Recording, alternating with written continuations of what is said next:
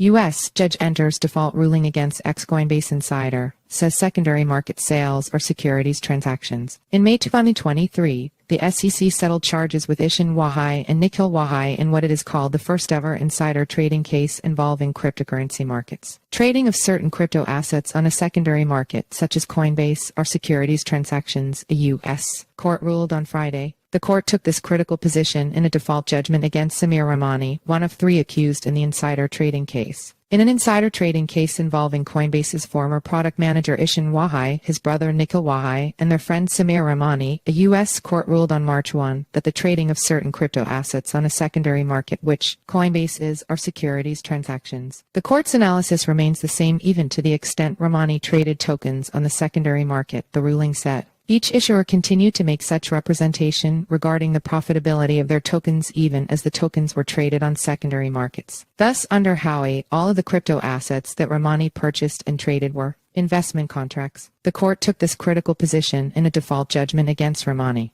A default judgment is given when the defendant fails to respond to a court summons or does not appear in court. Ramani appears to have fled the country to avoid criminal prosecution for the actions alleged in this case, the filing said. In May 2023, the SEC settled charges with Ishan Wahi and Nikhil Wahi in what it is called the first-ever insider trading case involving cryptocurrency markets. However, while this or some action against Ramani was expected, the judgment assumes extra significance because the crypto industry and Coinbase Coin have been arguing that cryptocurrencies are not securities and hence do not fall under the second. The SEC chair Gary Gensler has often argued that most cryptocurrencies fit the definition of securities and that crypto exchanges need to register with the second. This is also not the first time a U.S. court has adjudicated whether sales of certain cryptocurrencies are unregistered securities, whether on secondary platforms like exchanges or not. In July, Federal District Judge Analisa Torres ruled that while Ripple violated federal securities laws in selling XRP to institutional investors directly, it had not done so by making XRP available to retail customers through programmatic sales to exchanges. However, in December 2023,